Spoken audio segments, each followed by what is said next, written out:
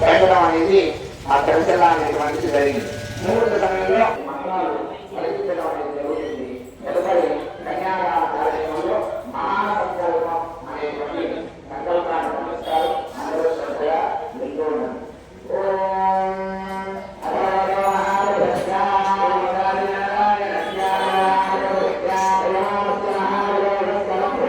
ఇక్కడే ఉండి యాగ సంబంధ కార్యక్రమాలు, కుంభారాధన, ప్రధాన కలశ స్థాపన, స్వామి శయనాదివాసాలన్నీ కూడా ఈ స్థలంలో జరగటం, ఈ స్థలానికి పట్టినటువంటి భోగం.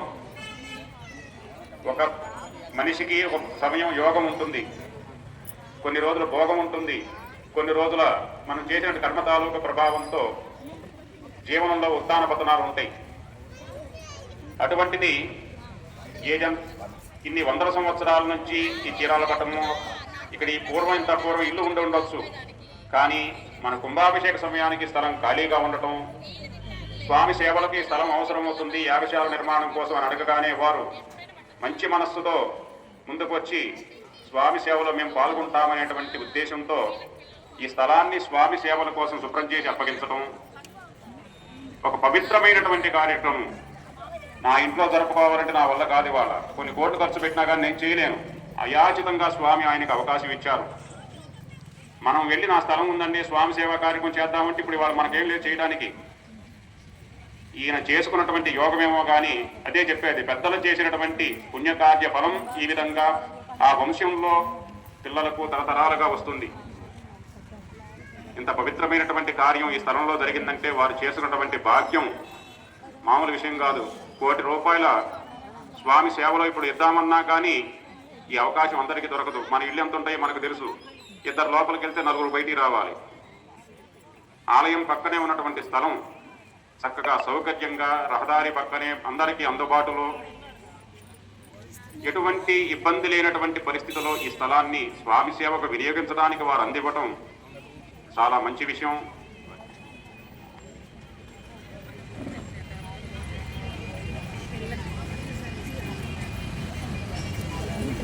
రాజశేఖర్ రెడ్డి గారు ఆలయంతో ఎటువంటి అనుబంధం ఉందో, ఆలయం చుట్టుపక్కల ఉన్న వారందరికీ ప్రతినిత్యం స్వామి దర్శనానికి రావటం, ఏ కార్యక్రమం జరిగినా ముందుండటం, అందరం చుట్టుపక్కల వాళ్ళందరికీ కూడా స్వామి ఆలయంతో అనుబంధం. అటువంటిది స్వామికి ఈ మహాకుంభాభిషేక క్రతువులో ప్రధానమైనటువంటి సేవ ఇది. 5 రోజుల పాటు మనం రోడ్డును పక్కన ఆపుకోగలం, కానీ యాగశాల నిర్మాణం చేయాలంటే దానికి ముందు ఇంకో 1 వారం రోజులు కావాలి. మనకి నిర్మాణం చేయాలి, యాగకొండాలు నిర్మించుకోవాలి, ఈ శుద్ధి కార్యక్రమాలు చేసుకోవాలి. ఇది కనుక లేకపోతే రోడ్డు మీద మనం ఇంత సౌకర్యంగా చేయలేము. ఇవాళ రాత్రి కార్యక్రమం అయితే రేపు పొద్దున అన్ని పీకి పక్కన వేసి మున్సిపాలిటీ వారికి అప్పచెప్పాలి. కానీ ఎటువంటి ఇబ్బంది లేకుండా కొన్నాళ్ళ పాటు ఇంత కళ్యాణం జరిగినప్పుడు, ఇంత వైభవం జరిగినప్పుడు రేపటి రోజున యాగశాల తీసేయాలంటే మనకు బాధగానే ఉంటుంది. కనీసం 16 రోజుల పండుగను, 1 వారం రోజులను, మన ఇంత పెళ్లి జరిగినప్పుడే పందిరి తీయలేం. అటువంటిది స్వామి సేవకు కొంతకాలం పాటు ఆ తీపి గుర్తులు మనందరికీ కూడా జ్ఞాపకం చేసుకునే విధంగా ఈ స్థలంలో మనకు లభించడం, వారి మంచి మనస్సుతో స్వామి సేవకి స్థలాన్ని అందించడం. ముందుగా యాగశాల నిర్మాణం చేశారు. ఇక్కడ మనం పూజా కార్యక్రమం చేసుకోవడానికి ఒక టెంట్ వేస్తానన్నారు. ముందుగా ఆలోచన లేదు ఇక్కడ పందిరి వేయాలనేటువంటి తలంపు. ఈ శాలా నిర్మాణం పూర్తయిన తర్వాత ఈ రోడ్డుకి ఈ ఖాళీలో వచ్చిన తర్వాత చూస్తే ఇంత విశాలంగా ఉన్నది. ఇక్కడ ఒక పందిరి వేసుకుంటే పుణ్యాహవచనం, అగ్నిమందనం రోజు ప్రతిరోజు చూస్తూనే ఉన్నారు ఇక్కడ ఎన్ని కార్యక్రమాలు జరుగుతున్నాయో. స్వామి గారితో రాత్రిపూట అన్నాను, స్వామి గారు ఇక్కడ ఒక పందిరి ఉంటే మనకి సౌకర్యంగా ఉంటుందండి, పచ్చని పందిరితో కార్యక్రమం చేసుకుంటాం. ఆ టెంట్ గుడ్డలు ఎక్కడి నుంచి వస్తాయో ఏమో, బయట కార్యక్రమాలకు ఎటు తప్పట్లేదు. భోజనాలకి, ఆ నీడ కోసం, ఆచ్ఛాదన కోసం తాత్కాలికం చేసుకోవడానికి, ఈ స్వామి సేవ కోసం అది ఉంటే బాగుంటుందని ఒక మాట అనగానే అప్పటికప్పుడు మరలా యాగశాల వేసిన వాళ్ళని పిలిపించి రాత్రిపూట పందిరి వేయించి రాటాకి తెప్పించి అన్నీ తెల్లారేసరికి అంతా అయిపోయింది. ఎంత వైభవంగా ఉంది. సెలవు పందిట్లో స్వామి సేవ, కమ్మటి తాటాకుల వాసన, ఒక పక్క యాగ సంబంధమైనటువంటి ఆ హోమధూమం, సుగంధ ద్రవ్యాల అగరుపొగల వాసన, ఇవన్నీ కూడా ఈ వాతావరణాన్ని శుద్ధి చేస్తూ ఇక్కడ ఉన్నటువంటి కల్మషాన్ని పక్కకు నెట్టి ఒక పవిత్రీకరణమైనటువంటి భావాన్ని ఈ ప్రాంతంలో నింపాయి. వీటన్నిటి కూడా మీరందరూ తలా చెయ్యి బట్టి కార్యక్రమం ఇంత వైభవంగా జరిగింది. ఇవాళ ఉదయం నుంచి చూస్తే వచ్చేటువంటి భక్తులు క్యూలన్లో సర్దేవాళ్ళు కొంతమంది. స్వామి రక్ష అనుకున్నారు. వచ్చిన భక్తులందరికీ కూడా స్వామి ప్రసాదంగా ఒక కంకణం ఇద్దామని ఆ కంకణాన్ని స్వామి రక్షగా భక్తులకు అందించేవాళ్ళు కొంతమంది, ఆ కుంభాభిషేకానికి వచ్చేటువంటి యజమానులకు సౌకర్యాలు కొంతమంది, అన్నభోజన ఏర్పాట్లు, వడ్డన, ఈ సేవలన్నీ కూడా మానవ వనరులతో కూడుకున్నవి. మనం డబ్బులు పెట్టి చేయించాలంటే అది వల్ల కాదు. డబ్బు పిలిస్తే ఆ 8 గంటల పని కోసం వస్తారు, వెళ్ళిపోతారు. కానీ మనస్ఫూర్తిగా రాత్రి లేదు, పగలు లేదు, రాత్రి అంతా ఇక్కడే కాపలా ఉన్నారు. స్వామి శ్రీనాదివాసంలో ఇక్కడ ఉత్సవ విగ్రహాలను ఇక్కడే పెడితే మళ్ళా తెల్లారి ఇంత కార్యక్రమాన్ని తీసుకుని లాక్కెళ్ళారు, ఒక ఒడ్డుకు చేర్చారు. ఈ కళ్యాణం ఉదయం కూడా పెట్టుకోవాల్సింది, కానీ ఆ సమయంలో ఉండే ఒత్తిడి మనందరికీ తెలుసు. ఆలయం కిటకిటలాడుతుంటుంది, భక్తజనులందరూ కూడా ఒక పక్క భోజన ఏర్పాట్లు, గందరగోళం. ఈ సందర్భంలో మనం దాన్ని ప్రశాంతంగా చేసుకోలేము. సాయంత్రం పూట అయితే యజమానులందరూ ప్రశాంతంగా కూర్చుంటారండి అనేటువంటి ఆలోచనతో సాయంత్రం పూట ఏర్పాటు చేసుకున్నాం. ఈ పనుల ఒత్తిడి వల్ల ఒక గంట ఆలస్యమైంది కార్యక్రమం. ఎందుకంటే 5 దాకా వంటలు, వడ్డనలు, శుభ్రం చేసుకోవటం ఆ శాంతపాద అన్నట్టుగా అయిపోతుంది. ఆ వెనకాల మీరు ఉన్నటువంటి మానసికమైనటువంటి మాకు ఒత్తిడి లేకుండా ఉండేటువంటి వాతావరణాన్ని మీరు కల్పించబట్టి ప్రశాంతంగా మాకు చేసేటువంటి అదృష్టం కలిగింది. అన్ని చోట్ల ఇట్లా చేయలేము. ఏమంటే 9 అయిపోతుంది, భక్తజనులు వెళ్ళిపోతారు, 9ంటికి పూర్తి చేయాలంటారు. అసలు ఏం చేయాలి 9ంటికి? ఉన్నదాన్ని కత్తిరించాలా, మేము పరిగెత్తాలా, ఈ కార్యక్రమాన్ని రేపొద్దున చేసుకోవాలా, ఏం తెలియదు. అవదండి అంటే కొంతమంది వింటారు, కొంతమంది వింటారు. ఏమైనా సరే 9ంటికి ప్రసాదం పెట్టేయాల్సిందే, హారతి చేయాల్సిందే అంటే దాని తగ్గట్టుగా మేము నలుగుతూ కార్యక్రమాన్ని ఒక గురిగుచ్చినట్టుగా కొంచెం దాన్ని ఎగ్గొడతామని కాదు, ప్రశాంతమైన వాతావరణంలో చేయలేము. ఒత్తిడి, తొందర, పరుగులతో కార్యక్రమాన్ని పూర్తి చేస్తాం. ఎందుకు ఉపయోగం ఏముంది? ఇంత ఖర్చు పెట్టుకుని ప్రశాంతత లేకుండా స్వామి జరిగేటువంటి కొలతలు ఇట్లా 29 అంగుళాలు, 32 అంగుళాలు వేదిక ఇంత ఉండాలి, 4 అంగుళాలు వేది, 12 అంగుళాలు బ్రహ్మపీఠం, ఇట్లా కొలతలన్నీ చెప్పి తెలుసులండి చేస్తానంటే భయమే. వచ్చేసరికి ఏమవుతుందో, మరి దాన్ని ఎట్లా సరి చేసుకోవాలనేటువంటి ఆలోచనతో వచ్చేసరికి మొత్తం పూర్తి చేసి అవకాశం తొలగించి పెట్టేశారు. సిద్ధం. ఆ సేవే కాకుండా ఈ 4 రోజులు ఎక్కడికి పనికెళ్ళండి, ఇక్కడే ఉంటాను, గుడి దగ్గరే ఉంటానని తెల్లారులు ఇక్కడే కాపలా ఉంటున్నారు. ఎంతో మంది అందరూ అంతే. వయసు తగ్గట్టుగా కాకపోయినా వయసుకు మించినటువంటి భారాన్ని ఎత్తిని వేసుకుని ఇంత దూరం లాక్కొచ్చారు. స్వామి సేవలు పరిపూర్ణం చేసుకున్నాం. నాకైతే ఎటువంటి లోటు జరిగిందని చెప్పి అనిపించట్లా. ద్రవ్యలోటు అంటారు, కొండంత దేవుడు కొండంత బట్టి మనం పూజ చేయలేము.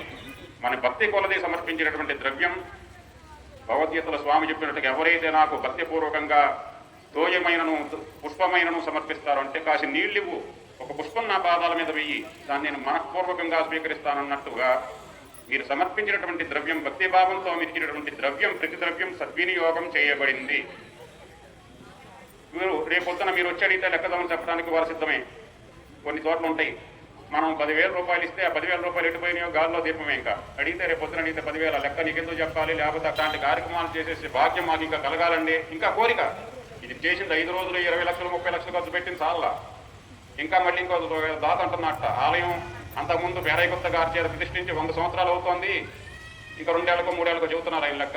ఆ 100 ఏళ్ల పండుగ ఇంకా 7 ఏళ్లకి 100 ఏళ్ళు పూర్తి అవుతుందిట. మనం అటువంటి ఆ మిథ్యలో స్వామిని ప్రతిష్ఠించుకొని ఆ 100 ఏళ్ళ పండుగ ఎంతకన్నా వైభవం చేద్దాం అంటున్నారు. ఈ ఖర్చు ఏంటి, ఈ ఇరగదొక్కడు ఏంటి, మీ బాధలు ఏంటి, ఏ లెక్కలేదు. ముందుకెళ్తున్నారు కదా, దూకండి, మీకే మీ వెనకాల మేము ఉంటాం, మీతో పాటు మేము పరిగెత్తుతాం. 10 మందిని మనతో పాటు లాక్కెళ్ళాలి. మన కాడు సరిగ్గా లేకపోయినా మాటలు చెప్పన్నా పరిగెత్తించాలి. ఆ ఉత్సాహాన్ని మీరు ఇచ్చినప్పుడు మేము ఇంతకన్నా ప్రశాంతంగా, ఇంతకన్నా వైభవంగా చేసే ప్రయత్నం చేస్తాం. స్వాములందరూ కూడా వేద పాఠశాలలో చక్కగా వేదం చదువుకుని నిష్ణాతులయ్యారు. వయసులో చిన్నవారే. కార్యక్రమం చూస్తే మీకు అర్థమవుతుంటుంది. కార్యక్రమం ఓంఘోని కూర్చోడానికి ముందుగానే అంత ఆస్వాదం అయిపోతుంది. ఏ కార్యక్రమానికి లోట్లు లేకుండా తర్వాత ఏం కావాలి అన్నీ చేతి కిందకు వచ్చేస్తాయి. ఇక్కడ కార్యక్రమం జరుగుతుండగా తర్వాత కార్యక్రమానికి ఏం కావాలంటే ఏర్పాట్లకు వెళ్ళిపోతారు కొంతమంది. అక్కడ జరుగుతుండగానే వేదపారాయణ కొంతమంది. ఈ విధంగా వారి సేవ ఎటువంటి లోటు లేదు. వారి నుంచి పరిపూర్ణమైనటువంటి వారి సహకారంతోనే, ఆ బృంద సహకారంతోనే మేము పరిచయగలం. అటువంటి ఆ స్వాములకు మన ఆలయం తరఫున ధన్యవాదాలు తెలుపుకుంటున్నాం. వారందరూ కూడా వయసులో చిన్నవారు, కొంతమంది వివాహం కావాల్సిన వారు కూడా ఉన్నారు. కానీ పరిణితికి మించినటువంటి ఆలోచన, వయస్సుకు మించినటువంటి ఆ పనితో ఈ కార్యక్రమాన్ని ఇంత శోభాయమానంగా మనుషులను పెడతాం బొమ్మల్లాగా. ఇక్కడ ఎక్క చూపిస్తాం. ఆ చేసేటువంటి పనిలో లోటుపాట్లు ఏంటో మీకు తెలియకపోవచ్చు, కానీ అనుక్షణం మదన పడుతూ కార్యక్రమాన్ని నిర్వర్తించాలి. వారు సక్రమంగా కనుక లేకపోతే నాకు అటువంటి భావన లేకుండా పరిపూర్ణమైనటువంటి సహకారం వారు అందించబట్టి ఎప్పుడో 2 నెలలు 3 నెలల ముందు నుంచి చెబితే కానీ స్వాములు దొరకని వాళ్ళు మాకు వారు. ఇవాళ కూడా పని వచ్చిన వారికి ఇవాళ రాత్రి కళ్యాణం అంటే సగం పని ఆపుకొని కూర్చున్నారు. మామూలుగా అయితే ఉదయం పూట ముహూర్తం పూర్తి కాగానే కళ్యాణం అన్నదానం అన్ని వరుసలే జరిగిపోతుంటాయి. ఇట్లా ఒత్తిడిలో చేయలేను ఆయన సాయంత్రం చేసుకుంటామంటే మళ్ళీ ఆ పనిని ఆపుకుని కూడా కూర్చున్నారు ఈ పూట. వారికి ఆలయం తరఫున మీ యొక్క సహకారం అందించినటువంటి మీ భక్తజనుల తరఫున మరలా స్వామి సేవ ఎప్పుడు అవసరమో వారందరూ వచ్చి పాల్గొని స్వామి సేవలో ఇటువంటి కార్యక్రమాన్ని దిగ్విజయంగా చేసేటువంటి భాగ్యం వారికి స్వామి కలిగించాలని, అటువంటి అదృష్టం మాకు కలిగించాలని, మాకు కూడా కీర్తి ప్రశ్నలతో పని లేదు. కుంభారాధన చేస్తుంటే కళ్ళంటే నీళ్లు ఒక్కసారి ఒళ్ళు గొగురు పుడుస్తుంది. ఇంత భాగ్యం మాకు కలిగించావు, నా వయసు ఎంత, నా తాహత ఎంత, ఆలయంలో నువ్వు కూర్చున్నావా, ఈ సేవలు మా చేత చేయిస్తున్నావా, ఎంతో మంది ఉన్నారు, మాకేందుకు కలిగించావా భాగ్యం, కళ్ళ నిండా నీళ్లు, ఆనంద బాష్పాలు. ఇంత చెప్పానే రామనామం జరుగుతుంటే ఆ హనుమంతుడు ఎట్లా కిందలు వేస్తాడో, ఒక్కసారి పూర్ణాది సమయంలో ఒక 5 నిమిషాలు నాకు నిర్లిప్తత, మౌనం, ఇంత యాగాన్ని చేయగలిగాము 5 రోజుల పాటు. ఎట్లా చేశాము మాకు తెలుసు. రాత్రిపూట 1 గంట, రాత్రి తెల్లారి మళ్ళీ 6 గంటలుగా వాళ్ళకి నాకు రాకముందే యాగశాల దగ్గరికి వచ్చేసారు అందరూ కూడా, స్వాములందరూ. స్వామికి సుప్రభాతం చెప్పడం, హారతి ఇవ్వడం, తీయటం అవన్నీ కూడా సర్ది మరలా ఈ పూట కార్యక్రమానికి ఏర్పాట్లు, పూర్ణాహుతికి ఏర్పాట్లు, యజమానులకు ఎటువంటి ఇబ్బంది లేకుండా. ఎందుకంటే వారిని చూసుకోవాలి, వారి ద్రవ్యం స్వామి సేవకు సమర్పించినప్పుడు వారికి తృప్తి కలగాలి. పూర్వం ఏంటంటే యాగశాలలో మా ముత్తాత గారి గురువు గారు చేసే సమయంలో ఒక బ్రాహ్మణులు తప్పితే యాగశాలకి వేరే వాళ్ళకి ప్రవేశం ఉండేది కాదు. ఎందుకంటే అది ధర్మం. దాంట్లో ఉంటే లోటుపాట్లు ఏంటో మాకు తెలుసు. ఆడవాళ్ళు ఇబ్బందిగా అయితే ఆ 4 రోజులు మీరు ఇంత లేకుండా ఉండరు. వంటలు జరుగుతూనే ఉంటాయి, మంచాల మీద చేయన మామూలే, అన్ని సక్రమం, అన్ని వెళ్ళిపోతుంటాయి జీవితం. 5వ రోజు స్నానం చేసి వస్తారు, మా శుద్ధిగానే ఉన్నామంటారు. ఆ దోషం ఉంటుంది, అంటూ ముట్టు దోషం, అశౌచంగా తీసుకోవటం. మైలప్పుడు కూడా యథావిధిగా మీరు ఇళ్లలో ఆ బీరువా బట్టలు తీసుకోవటం, దుప్పట్లు, దిడ్లు, పరుపులు ఎలా మామూలుగానే ఉంటాయి. ఆ ధర్మం తప్పెళ్ళిపోతారు. అంటే మీకు దాని మీద అవగాహన, ఆ పరిస్థితి మీకు ఉండదు. మాకంటే ఇంకా దేవాలయం ఎట్లా ఉంటుందో ఇంకా ప్రతి వారికి కూడా దేవతార్చన ఉంటుంది. స్వామి విగ్రహాలు, సాలగ్రామాలు, వాటికి రోజు స్నపన, అర్చన, నివేదన అవన్నీ జరగాలంటే మేము కొన్ని ధర్మాలను పాటించి తీరాలి. మా ఇంట్లో ఆడవారు అటువంటి ఇబ్బందుల్లో కూడా వారి వంట చేసి పెడుతూ, స్వామికి నివేదన చేస్తూ, స్వామికి అర్చన చేస్తూ, బయట కార్యక్రమాలు చేస్తూ మేము ఎంత నరకం అనిపిస్తాము. కానీ మీకు ఇలా కళ్ళు మూసుకుంటే 5 నిమిషాలు పట్టదు, కానీ మేము చేయకూడదు. అటువంటి స్థితిలో మీరు ఆ పరిస్థితిలో ఉన్నప్పుడు యాగశాలలోకి అందరినీ తీసుకురావటం అంటే ప్రధానంగా స్వామి వచ్చి అక్కడ కూర్చున్నారు. అగ్నిహోత్రులు సర్వదేవతా ప్రతినిధులుగా ఇన్ని కుండాలు ఆయన ఉన్నారు. కలశాలు నవగ్రహాలను ఆరాధన చేసుకున్న మంగళార్పణ దేవతలు ఉన్నారు. ఇవన్నీ కూడా మీరు స్నానం చేసి వచ్చామనేటువంటి భావన మీలో ఉంటుంది. ఈ స్నానానికి ముందు ఏం జరిగింది, అంత ఇబ్బందిగా ఉన్నప్పుడు ఏం చేశారు, ఆ బట్టలతోనే తాగి వస్తారు. ఇవన్నీ కూడా దోషాలు, మనకు తెలిసి చేసే దోషాలు. కానీ వాడు ఏంటంటే ఇట్లా గీత కరార్థం పెట్టి మీరు అక్కడ కూర్చోండి అంటే కార్యక్రమం జరగదు, రంజింపు ఉండదు. ఇక దాని మీద అవగాహన లేకపోవడం ఒక కారణం, మేము తెలిసి చేయడం ఒక కారణం. మీరు ద్రవ్యం సమర్పించినప్పుడు మీ అగ్నిహోత్రం దగ్గర తీసుకువెళ్ళి యజమానులు కూర్చోబెట్టి మీకు సత్తు, పేదాలు, పంచదార, నువ్వులు, తేనె, ఆ సమిదలు మీకు ఇచ్చేస్తున్నప్పుడు మీలో ఉండే ఆనందం వేరు. ఆనందాన్ని ఇక్కడ కూర్చొని అనుభవించాలంటే కొంతమంది ఉంటారు. మాకు ఒక స్వామి ఉన్నారు దోనేపల్లి గ్రామంలో, యజమాని. ఇలా రాత్రి 2 నిమిషాలు 3 ఫోన్ చేసి వెళ్తారు, స్వామి ఎల్లుండి నుంచి నారాయణ అష్టాక్షరి యాగం ప్రారంభం అంటే 40 రోజులు దీక్ష. ఎంత ఖర్చు అన్నా కానీ ఆయన వచ్చేది పూర్ణాహుతికే. మళ్ళా నువ్వు ఎంతన్నా ఖర్చు పెట్టు, ఏమన్నా చేయకూడదు, స్వాములు వారి మనుషులు చేతి కింద పెడతారు, ఆయనకి ఏం కావాలని అప్పచెప్పండి. డబ్బుకు లెక్క ఉండదు.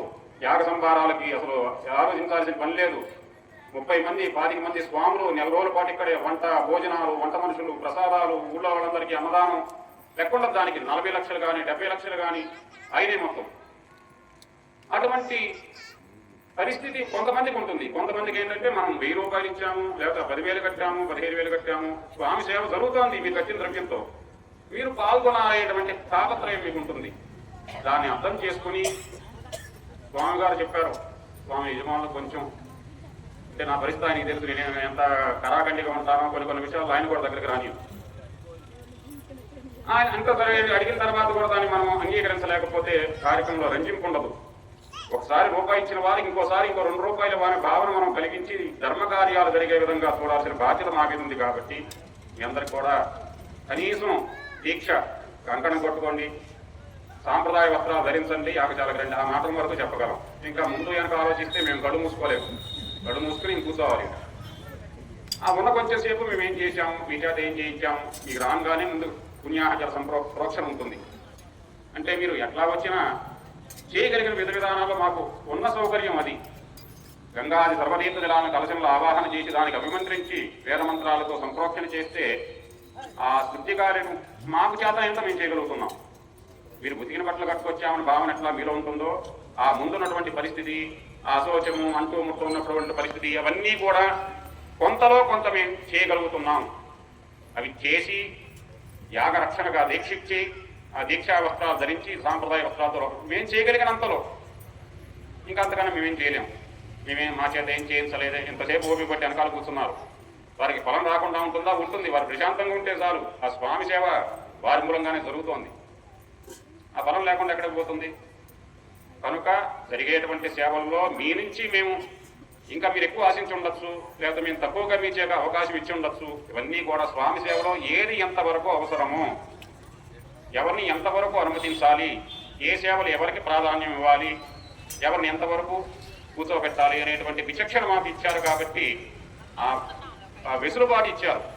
స్వామి మీరు ఎట్టా చెబితే ఎట్టా అనే మాట అన్నారు చూడండి. దానికోసం మేము ప్రధానమైనటువంటి గార్హపత్యాగ్నికుండం ఉంది యాగశాలలో. ఇది ప్రధాన అగ్నికుండం. కనీసం మిమ్మల్ని కూర్చోబెట్టి అగౌరవపరిచాం ఆ కుండాలని కాదు, కానీ కనీసం దీన్నన్నా కాపాడుకోవాలని తాపత్రయంతో స్వామివారికి చెప్పారు. ఈ కుండం వరకు వదిలేయండి, యజమానులను ఇక్కడికి అనుమతించం మేము. యాగశాల ప్రవేశమే ఇబ్బందికర పరిస్థితులు నేను చెప్పాను ఇప్పుడు దాకా. మేము కనీసం దాన్నన్నా దీంట్లో అగ్ని ప్రతిష్టాపన చేసుకుని దీని నుంచి అగ్నికుండాల్లో అగ్ని తీసుకువెళ్ళాలి.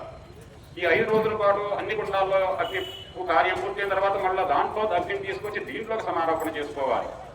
ఈ అగ్నిలో మనం ఈ చేసినటువంటి యాగ సంబంధమైనటువంటి యాగ క్రతువులన్నీ కూడా వచ్చిన ఫలాన్ని ఈ అగ్ని నుంచి తీసుకెళ్లి కుంభానికి సమర్పించాలి, స్వామి కలశానికి. ఈ కలశాన్ని తీసుకెళ్లి స్వామికి సమర్పణ చేయాలి. ఈ వలస విధానంలో ఉండేటువంటి ఇబ్బందుల్లో దీని ఒక్కదాన్ని మాత్రం స్వామి గారు మీరు వచ్చినా కానీ నేనేం చేయలేను, నా వెసులుబాటు ఇవ్వండి అన్న. సరే స్వామి అదొక్కటి ఆపి మిగతా కుండాల దగ్గర యజమానులు కూర్చోబెట్టున్నాను. ఒక కుండం దగ్గర 2, ఒక కుండ 3 యజమానులు కూర్చున్నారు. కార్యక్రమం జరిపారు. మనస్ఫూర్తిగా మేము చేయగలుగుతున్నాం. ఆ కొంచెం ఏంటి మేము డబ్బులు ఇస్తున్నా ఎందుకు కూర్చోకూడదనే వాదన మీకు దిగితే మేమేం చేయలేము. ఆచార్యుల స్థానంలో ఉన్నటువంటి వారు విచక్షణతో ఆ సమయంలో స్వామి సేవకు ఎటువంటి లోటు లేకుండా ఏం చేయాలనేటువంటి అధికారంతో చెప్పగలరు. అధికారాన్ని మీరు అంగీకరించి ఆ సేవలో పాల్గొంటే కార్యక్రమం పూర్తవుతుంది.